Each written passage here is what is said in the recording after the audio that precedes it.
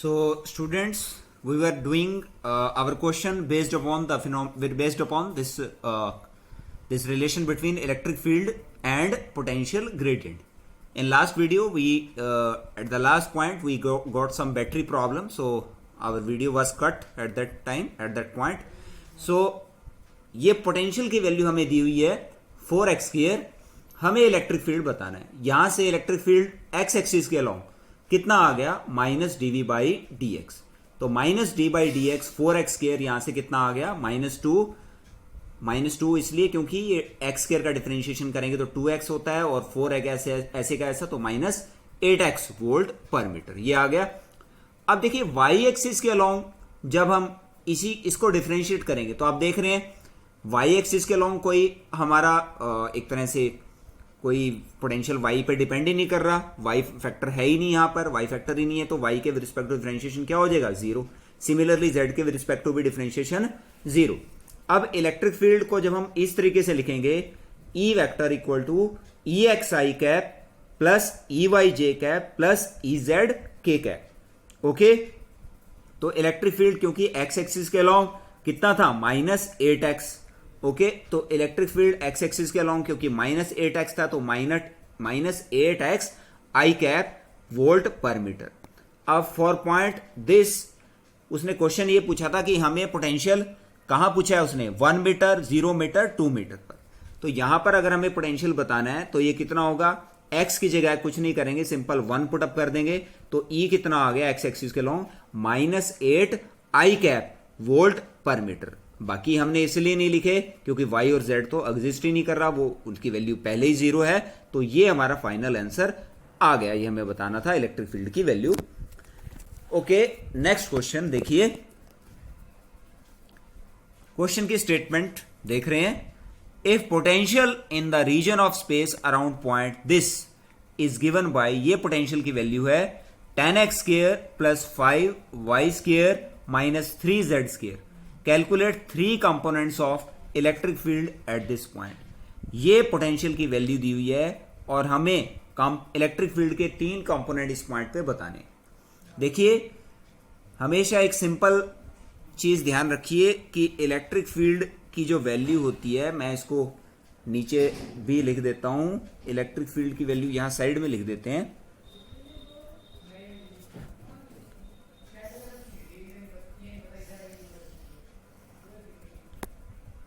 ये electric field होता है E equal to minus curly V by curly x i cap minus curly V by curly y j cap minus curly V by curly Z k cap. ये value electric field की होती है. EX जो component है वो हमने क्या लिया minus curly V by curly x. EY component electric field का Y कंपोनेंट हमने क्या लिया माइनस डी करली V बाई करली वाई. और Z कंपोनेंट इलेक्ट्रिक फील्ड का हमने क्या लिया minus curly V by curly Z.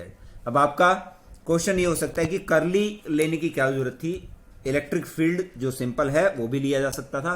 करली देखिए हमने पार्शियल डेरिवेटिव, करली का मतलब होता है पार्शियल डेरिवेटिव और पार्शियल डेरिवेटिव में थोड़ा सा ही डिफरेंस होता है. जब हम इस तरह से dv बाई dx ना लिख के करली V बाई करली एक्स लिखते हैं तो इसका मतलब we are taking partial derivative of potential with respect to distance.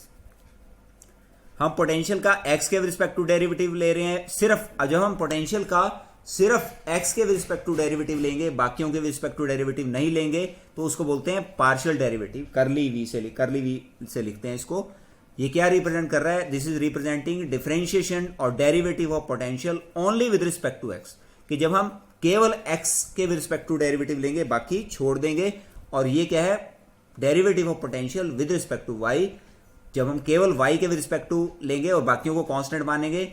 और ये है करली V बाई करली Z. इसका मतलब क्या है हम केवल z के रिस्पेक्ट टू पोटेंशियल z के रिस्पेक्ट टू पोटेंशियल में चेंज देख रहे हैं और बाकियों को कांस्टेंट मान रहे हैं. ओके, अब इस फंक्शन का ये जो आपके सामने फंक्शन लिखा हुआ है v equal to 10x square plus 5y square minus 3z square, इसमें सबसे पहले e x component minus curly we by curly x देखते हैं। इसको हमने minus curly by curly x into ये सारा लिया। अब इसकी वैल्यू क्या आ गई देखिए, हम केवल एक्स के रिस्पेक्ट टू डेरिवेटिव ले रहे हैं, केवल एक्स के रिस्पेक्ट टू डेरिवेटिव ले रहे हैं, तो बाकियों को कांस्टेंट मान लेंगे। इन सबको मान लिया हमने कांस्टेंट। जब इस सबको कांस्टेंट मान लेंगे तो एक्स स्क्वायर का डिफरेंशिएशन कितना 2x, तो ये वैल्यू कितनी होगी -20x। अब ई वाई कितना minus curly we by curly y, तो ये कितना हो गया minus curly by curly y into 10x square plus 5y square minus 3z square.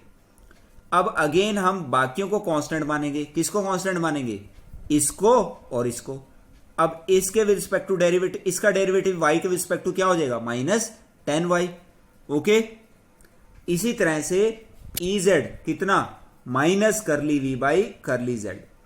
हम x और y को कांस्टेंट मानेंगे और z का डेरिवेटिव लेंगे और वो कितना आ जाएगा माइनस माइनस देखिए कैंसिल हो गया, और 3z स्क्वायर का डेरिवेटिव आप जानते हैं अच्छे से 6z।